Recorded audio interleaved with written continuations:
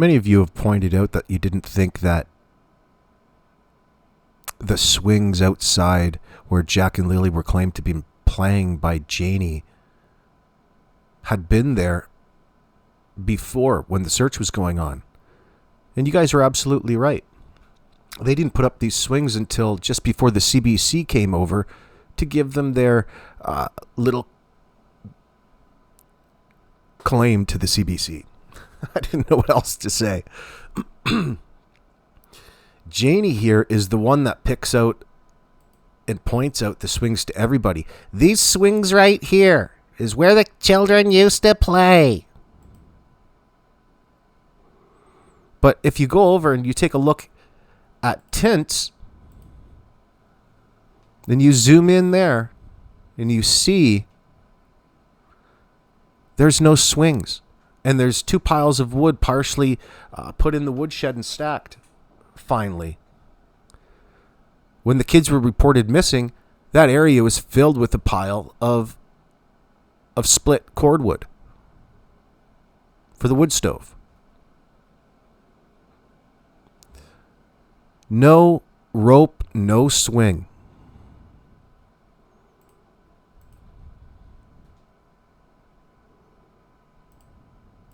The kids were out in the yard. Now you can see there's two swings where the kids play.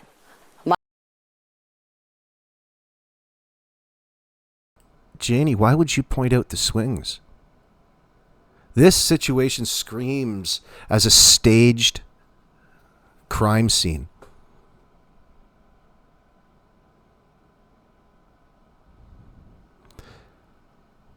Well, we know that it's a crime scene in the sense that we suspect something wrong happened to the children. Foul play. Let's go forward a little bit and take a closer look at these swings. My bedroom is right there. I heard the kids. You heard the kids. I heard the kids. No, you didn't. Take a look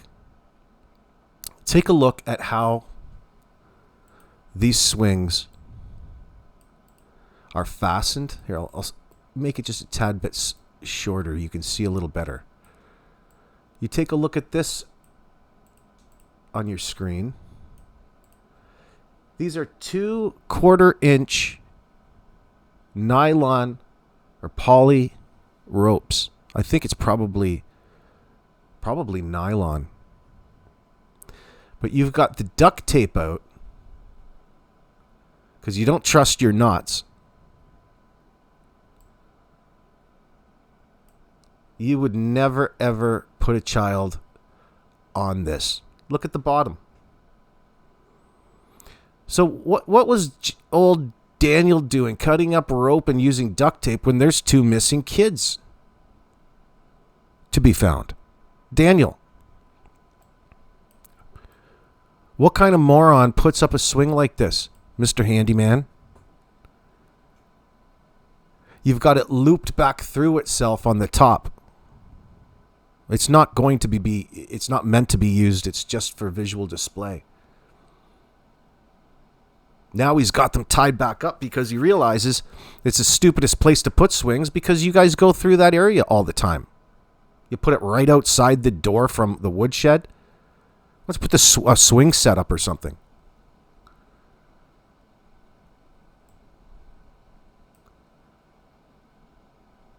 Those swings weren't up when the kids went missing. Why is that? Why is it you're trying to make yourself look like caring individuals? There's no weather marks. It's brand new rope. Rope, duct tape, missing kids. Rope, duct tape, missing kids.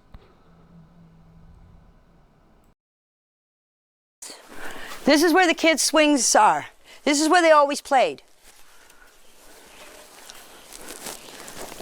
And so that's where I heard them. And I can hear everything in that trailer. I don't think the CBC believe you. Look at how ratty and silly this even looks. You've got 2 1/4-inch holes on either side.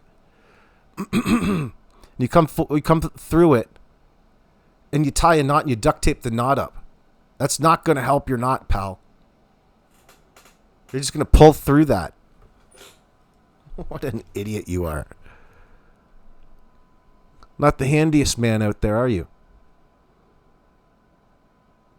I don't even know if it's 1/4 inch. I'm just going to say 1/4 inch because I never usually deal with anything under that.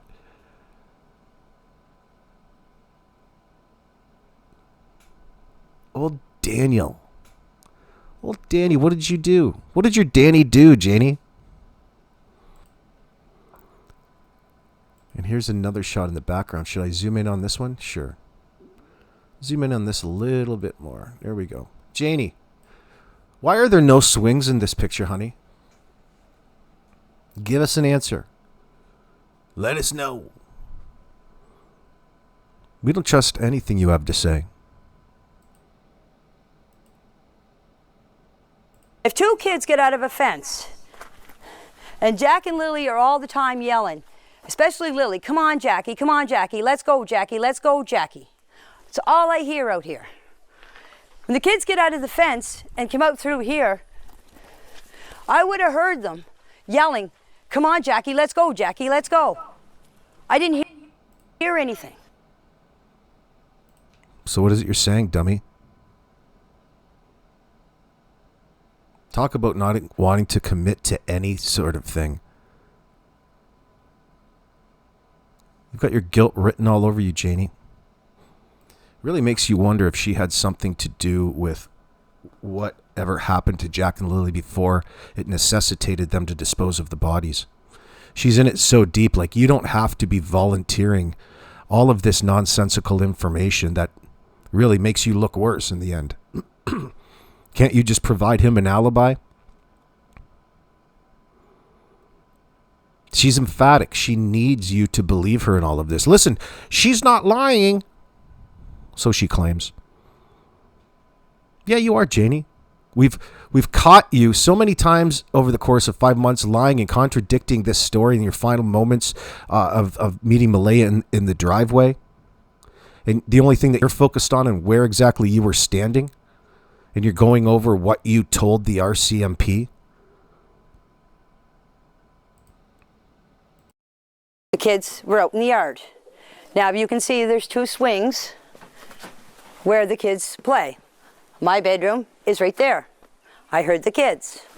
This is where the kids' swings are. This is where they always played. She's gone out of her way to identify the swings and Jack and Lily 2 times in this.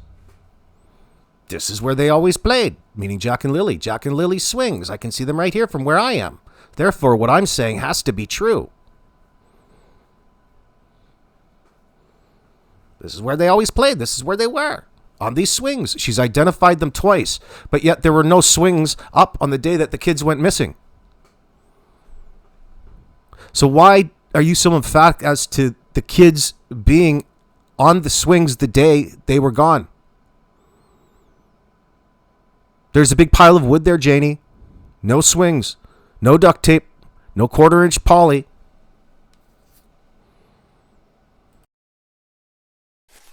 Now you can see there's 2 swings where the kids play. My bedroom is right there. I heard the kids. This is where the kids' swings are. This is where they always played. And so that's where I heard them. And I can hear everything in that trailer. If 2 kids get out of a fence, and Jack and Lily... Yar, if 2 kids get out of a fence, I've got your riddle for ye. Will you solve the riddle for us? If 2 kids, they get out of a fence and I don't hear them, how do I make this make sense? You don't, Janie. You don't make sense. You're posing it as a question? Deflection. Sensitivity avoidance. Of course, the priority in all of this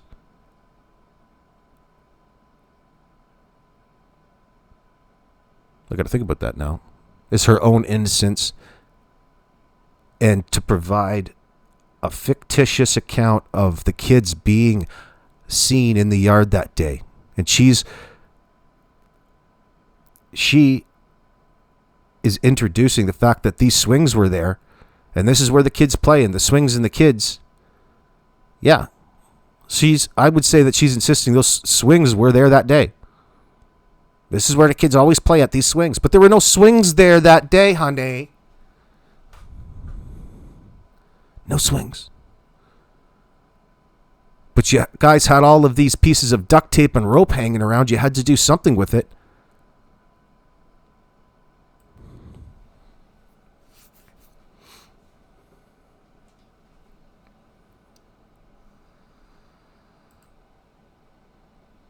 Look at a picture of Fluffy. Got Fluffy just waiting out, looking out the window, looking at Mom. Why am I stuck in this stupid RV in the driveway? Let's not forget the reason you're in that RV in the first place, you old bat.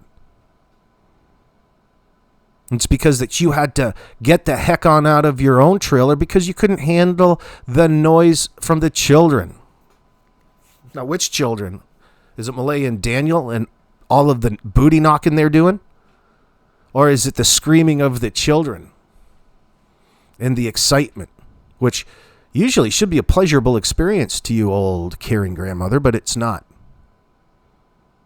You're moving on out into your old RV, extended hallway in the driveway, holidaying it up.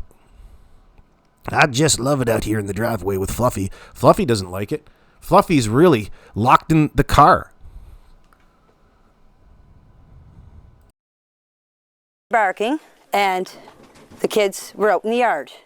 Now you can see there's two swings where the kids play. My bedroom is right there. I heard the kids. This is where the kids' swings are. This is where they always played. And so that's where I heard. So she's sitting there looking for the interviewer to coach her. Ah, these are where the kids were. These were where they always play. There, see, there.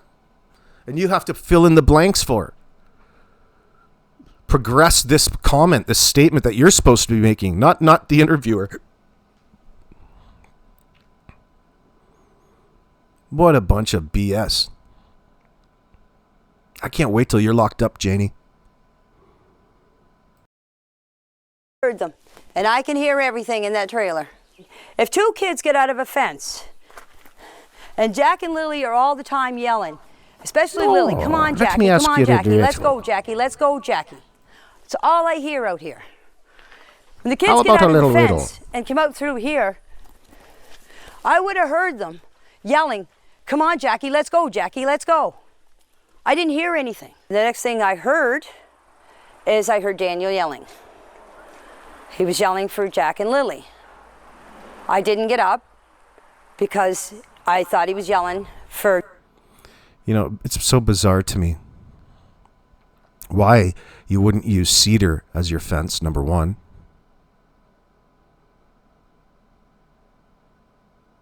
The fact that it's non-pressure treated. What did you go to the dump? Get some of this old wood? It's just going to look like ass by the end of next year. For Jack and Lily in the house. So the next thing you know, I came out of the trailer after I heard Daniel, about, I'd say, 10 minutes after I heard him, I come out of the trailer. I opened up the door, was standing here. Malaya was standing.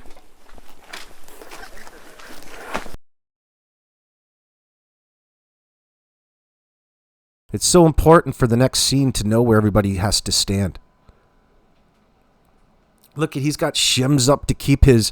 How do you figure you're going to keep that fence straight? Look, he's got... Looks like he's got a bit of a makeshift sawhorse over there keeping things up. That makeshift fence is going to look like ass. Going to look like crap. Not that you're going to have to worry about it much because you won't be there. You'll be in jail, the Hooskow. Hey, Mom, yeah, let me know how the fence is doing. Well, she won't be around. She'll be in the Hooskow as well. Maybe even Earl. Who's going to be there to look after the fence? Who's going to be there to look after Fluffy? Have you got arrangements made yet, honey?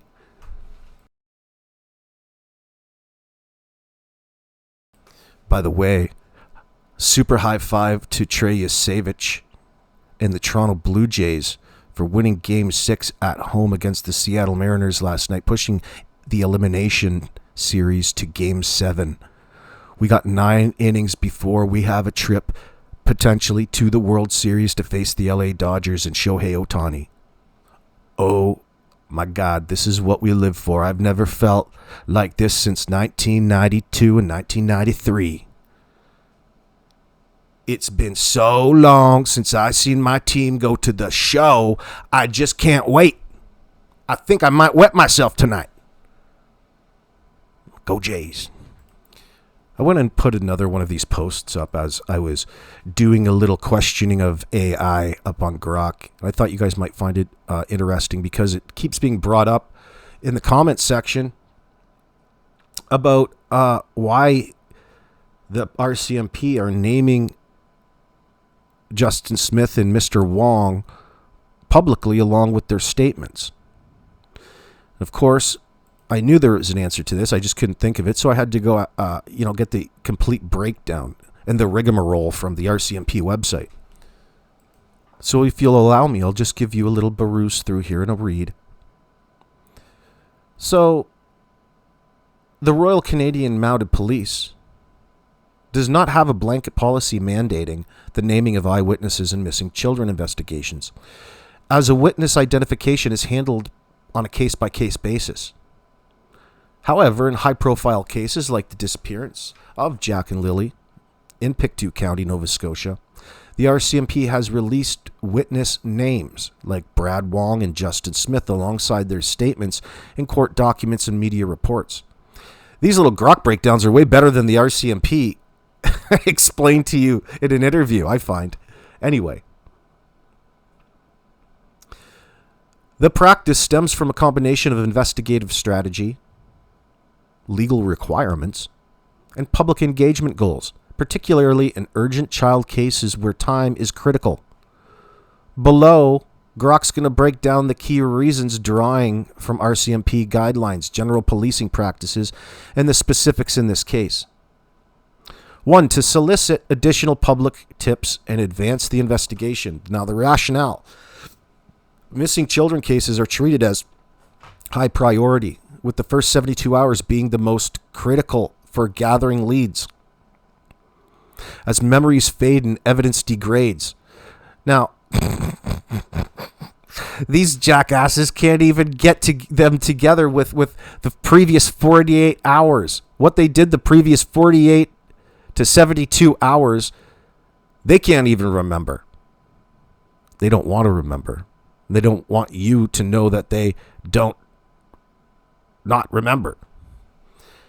The RCMP's National Crime Center for Missing Persons and Unidentified Remains emphasizes using media as an investigative tool to solicit tips from the public.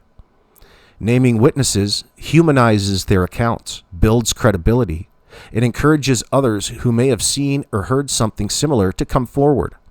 In the Sullivan case, unredacted court documents released in October 2025 detailed Wong's and Smith's observations of a vehicle near the family home around 1:30 a.m.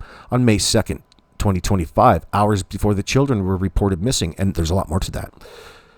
This release, agreed to by the RCMP, aimed to prompt more community input in a rural area where neighbors are key sources of information and probably related to one another. RCMP context files remain, RCMP context files remain open indefinitely until the child is located, and media appeals like social media, which reaches tens of thousands quickly, are a core tactic. You see that? Even you and the shittiest channel out there talking about this case can be a benefit to spreading the word. So you're doing okay now. Without naming witnesses, vague reports might not resonate as strongly. Ooh, this one really resonated, didn't it? 2, to promote transparency and build public trust. They need plenty of that. The RCMP rationale. In child disappearance cases where public anxiety is high and speculation, like on social media, can spread misinformation, like Daniel, the RCMP uses media to demonstrate progress and accountability. The Information for Families of Missing Persons guide highlights the role of media in bringing attention to the case and involving public without compromising safety. Naming eyewitnesses shows that real people in the community are contributing, which can reassure families and the public that the investigation is active. Case example, in the Sullivan investigation, the RCMP has reviewed over 5,000 video files and hundreds of tips while guarding some details to avoid tipping off suspects.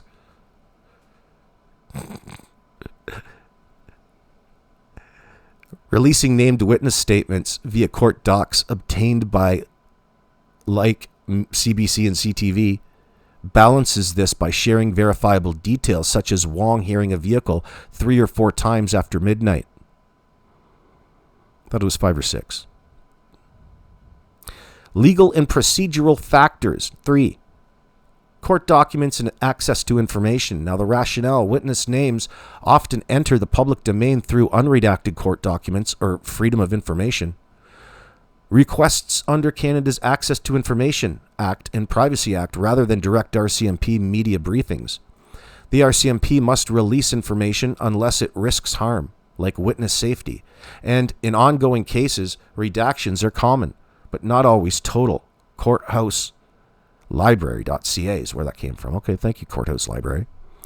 For missing children, presumptive high-risk status, per protocols like Ontario's, which influence RCMP practices, prioritizes rapid information sharing. Case examples: in October 2025, the RCMP agreed to unredact portions of the affidavits in the Sullivan case, naming witnesses like Wong and Smith to provide new information to the public and media. This wasn't proactive naming, but a response to legal processes amplified by media coverage. 4. Encouraging witness cooperation and credibility.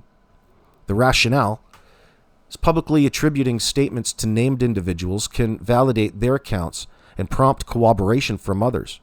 Studies on missing child appeals show that detailed, credible descriptions, including from named eyewitnesses, improve recall accuracy and public engagement. Daniel, improving your recall accuracy. I'm not sure how you improve selective recall accuracy. In vulnerable cases like children under 18, the RCMP's Amber Alert system and media protocols focus on urgency, sometimes including witness details to underscore the timeline. Risks considered, the RCMP weighs this against privacy and safety, like no naming if it endangers witnesses, per the Privacy Act. In rural or small community cases, like the Sullivans, where properties are close-knit, naming may be less risky if witnesses consent. Potential drawbacks and safeguards: while effective for tips, naming witnesses can lead to harassment or pressure, especially in media-saturated cases.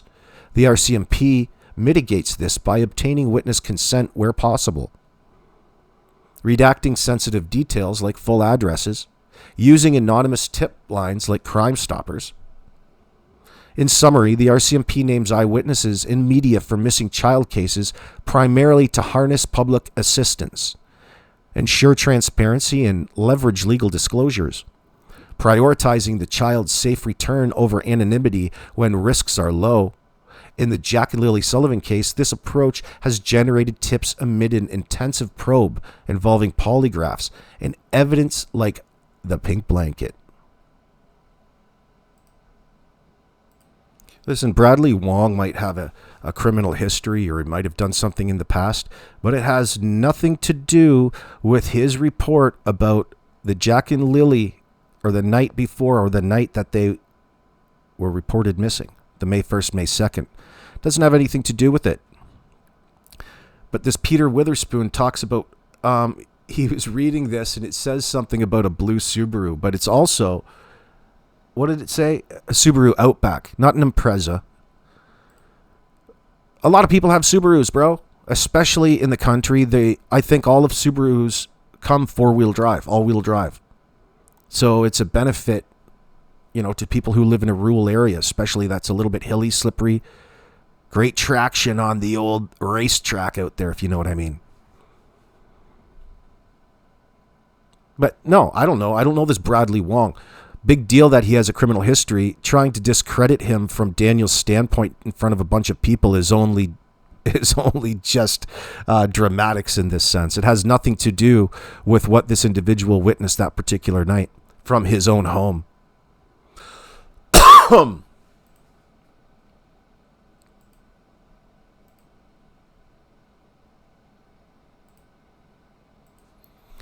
Well, on your screen is that red roofed building, the 2-story. You can see it, how predominant it is in the landscape. Across from Garlock Road, up on a hill.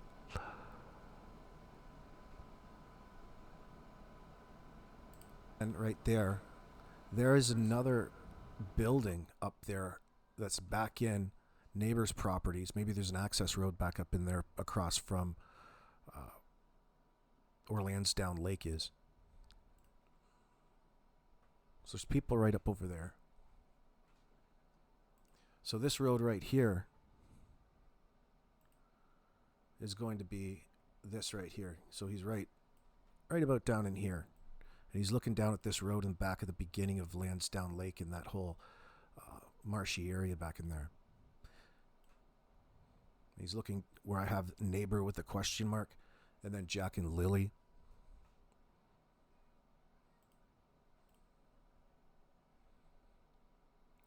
So, like, even when he's up there 500 feet or so, I don't know what his elevation is, but it's not very far between. Like, you get a good idea of how close things are around there.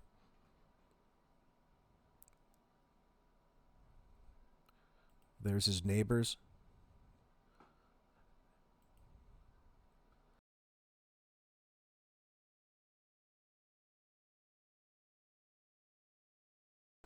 So I'm not sure if that's Justin Smith's place or not, this red topped building, but you can see that up there 500.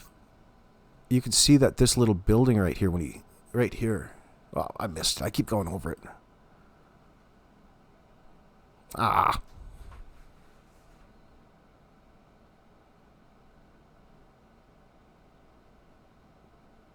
Right there, just past it.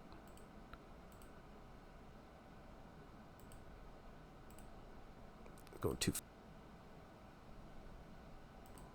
There it is. I got it paused. There's the red building across from Lansdowne Station. The one that I'm over top of right now. This one. Maybe it's somebody's camp. Maybe it's a full time. The middle river of Pictou runs through his property. 2 of those ponds. But you can see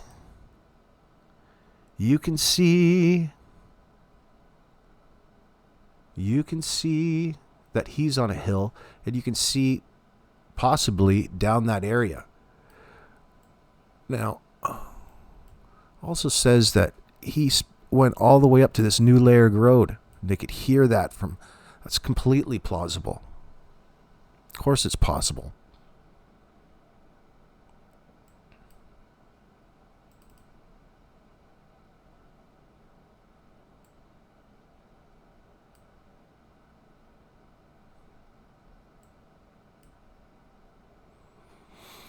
So it looks like you have to access this property from Garlock Road. It doesn't seem to be any other access points to this big old building with this red peaked roof. Then this little access road right here. See here that you can see going up, goes through the bush, out into this clearing, and here is that little gate that we saw.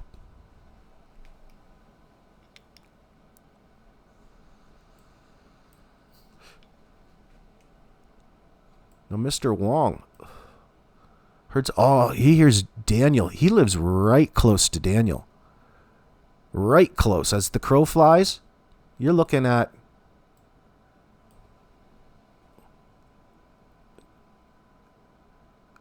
there's probably 200 meters, 250 meters at max. 250 meters. That's not very far at all, pal. Old Daniel will be cursing. Of all the people to see, do you hear him that night? You know, Murphy's Law happened here. That's what you get for touring around in the middle of the night, stashing bodies. Julia Turner says, I can't say that I've ever seen anybody try to discredit a witness in an open missing child investigation. Right. Justin Smith was on dispatch from day one.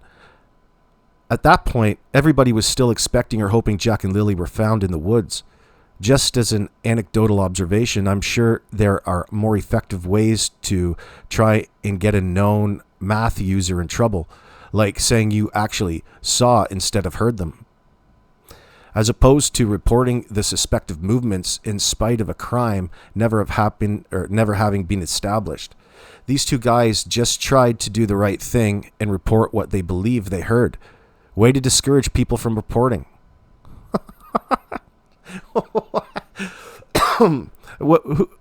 What do you mean? Are you talking about Daniel? I think that's what you're meaning is Daniel trying to throw shade on these reports. Right. You think that you would be a lot more welcoming to all of these tips that heard stuff the night before you reported the children that you were supposed to be protecting missing. But it's just staunch, hard denials, and he's calling it fantasy and how he's being victimized by a couple of good Samaritans who were in the area. This fucking guy. There's always somebody out there. Oh, the two homes you're looking at or looking up at on the hill are on Lansdowne Station Road at 1315. Yeah, well, what tipped you? The fact that I said that in my video? The fact that I told you that? The fact that that's why I stopped the video and how close a proximity you could see? But here he is. He needs to be looking to be either clarifying or adding something to what I'd already said. Shut the hell up, pal. Why don't you listen to the video? I said that. I don't need you to correct me. Don't need you to add anything. So I'm going to go ahead and block this individual from my channel because he's just a complete idiot. This fruitcake 23 Duct NASCAR, I think we should start looking at that neighbor a little closer. Any searches done over there? Let's hide user from channel. You know, you see a lot of this, and I think it's utter nonsense. Nothing against you, Mars Magda, 1976. But it comes from people not being able to recognize the signs, especially in a situation where there's domestic violence. These children weren't victims to any accident. Now, the word accident has a definition. Perhaps you'd like to go and refer to the definition before you incorporate it into any of your hypotheses.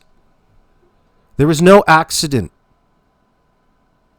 Very low probability of there being an accident, like somebody, she's suggesting here that the kids, because they're building the fence, might have gotten into the power tools and killed them, or unalived themselves. So if you're not going to suggest what particular tools you're talking about that a child can pick up and just, completely pass away without there being ample evidence, like bleeding out, so much blood evidence in that sense out in the driveway that you're not going to be able to clean it up. You have to excavate. Now, don't need to go there. Whoops. Well, no big deal. No big deal. I lost that. Listen, whatever your name is, the kids didn't get hit in the driveway. They didn't accidentally get ran over. To sit there and volunteer at this point amongst such deceit that this was voluntary. Well, maybe if you're trying to coax a confession out of a suspect, maybe you would come up. But no, there's no reason for you to think that at all. This has, unfortunately, the hallmarks of something violent happening to the children and then a cover-up. Anything else, if the kids got hit or into a power tool, you wouldn't need to cover anything up. And the place isn't that big, okay? It's not like you can really ignore the children when you're on the property because it's only 2.2 acres large at most, and it's a trailer, okay? You can see and have eye contact with the person at all times on the property.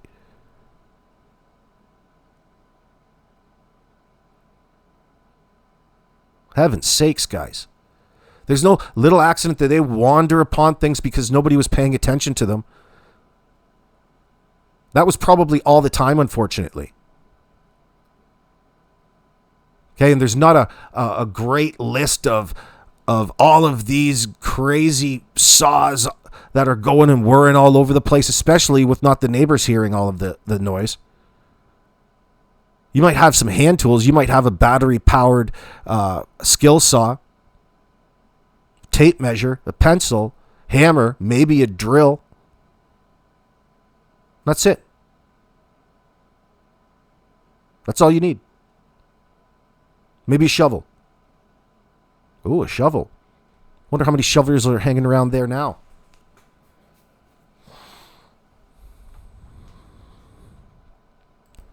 A person doesn't need to cover up an accident. You don't cover up an accident in this circumstance. You cover up your wrongdoing. You cover up what it is that you caused because you're not going down for it. It's not some sort of weird misunderstanding and they were forced into a lie because, they just didn't feel like admitting to it. No, there's a reason why they're all lying. And it doesn't have to do with accidentally doing anything to the children. It never does.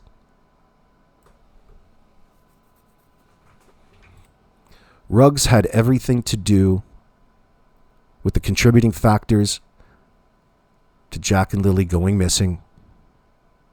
Daniel comes in Mike's chat and he's demanding that nobody bring up any sort of Ruggs or anything like that because it's just so far off of the table and he's not going to talk in Mike's chat. Daniel, you're an idiot.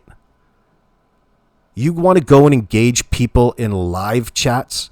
Why don't you straighten it out behind the scenes? Privately, send them a message if you're so concerned, but you have to be seen to be in that chat. You need to be the sideshow freak. And that's what you are, is a sideshow freak. Everybody in Daniel's life know that he was suffering from addiction. Children's Aid have him going to NA, Narcotics Anonymous. He loves to talk all about that, but he doesn't like anybody to bring up any of the substance abuse and usage in any live chat that he's in. The sideshow live chat that he brings to people's channels in order to straighten things out. But Daniel, you're not that good linguistically. You refuse to commit to anything. You never talk directly about the situation, and it's over and over and over again. It's more about you being in a live chat than you really actually straightening out anything that the creator is saying. Why don't you send them a message privately? It'd be a lot easier. You could go on about your day.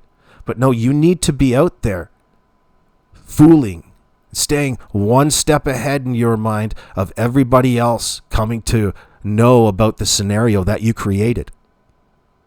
No, there was no accidents in the driveway or in the house. None of this has anything to do with an accident. It has everything to do with old Daniel's proclivity for violence. The fact that he can't get off of the substances. His old lady was sick of it. She couldn't wait to get the hell out of there. And again, Jack and Lily got punished. They got treated like second-class citizens. Meadow being a human shield for Malaya. The kids saw the worst of it. And Daniel has to hide his tracks. So you guys are lost in the bullshit trying to figure out The fact is that you don't need to try to figure out what happened Thursday night into Friday morning when we're sitting 6 months in and there's still no good timeline brought forth. Don't expect to get one. Don't even bother with the try. Know that it has everything to do with the fate of Jack and Lily and Daniel's inability to really hone down where and what he was exactly doing leading up to those moments. But you're welcome to hypothesize, just don't feel the need to. Because you see this in the chat, oh, this isn't going to be a very popular hypothesis. You don't need to go that far. Listen, he's demonstrated that they're criminally negligent at the bare minimum in all of this. But we know that it goes so far beyond.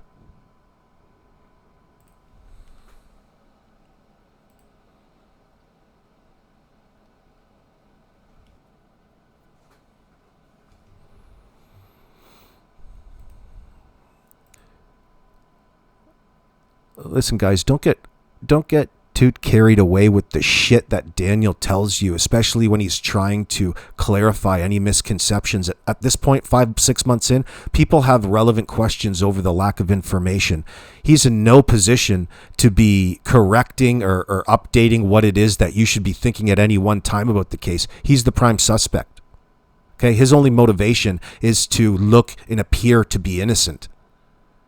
So when you talk about it, Melody, he flipped the light on at midnight by his own admission. No, he told you he did that. Nobody believes that he actually did that. Okay? So before you get too lost and trying to keep updated with all of the things that this moron has to say, know that it's probably not true to begin with. It's an adaptation in order for you to keep being mystified. All right? All of the important information was delivered to you in an inaccurate manner right from the get-go.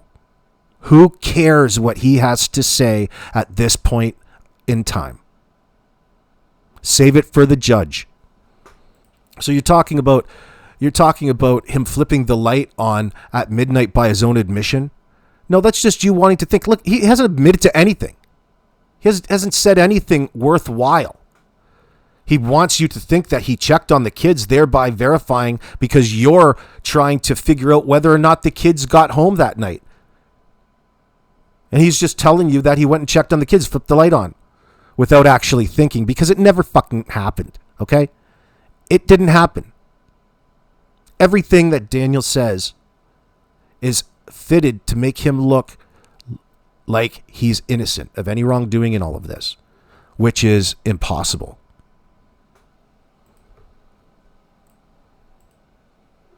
All right, I'm going to get ready for number 2, friends. Leave me a comment down in the section below.